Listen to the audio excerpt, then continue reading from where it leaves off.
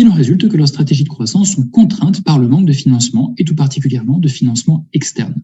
Dans la première partie de la thèse, j'ai donc étudié comment des opérations d'introduction en bourse facilitaient la réalisation d'opérations d'acquisition par des petites et moyennes entreprises. Puis, quel était l'impact de ces opérations sur la performance et la rentabilité des sociétés acquisitrices? Et enfin, dans quelle mesure la croissance des PME sous forme de groupes de sociétés, conséquence des opérations d'acquisition, permettait d'élargir le spectre de leurs options stratégiques.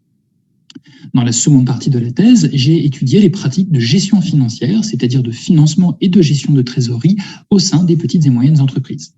Si les petites et moyennes entreprises sont contraintes financièrement, elles font aussi face à des manques de compétences spécialisées en interne dans le domaine de la gestion financière. Il en résulte des difficultés importantes en matière de gestion des stocks et de délai de paiement, ce que l'on appelle la gestion du besoin en fonds de roulement, qui impacte négativement leur performance.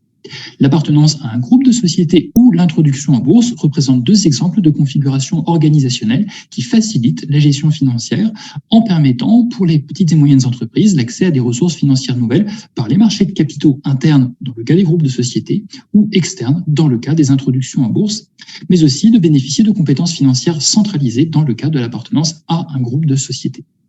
En synthèse, les travaux de ma thèse mettent en évidence la spécificité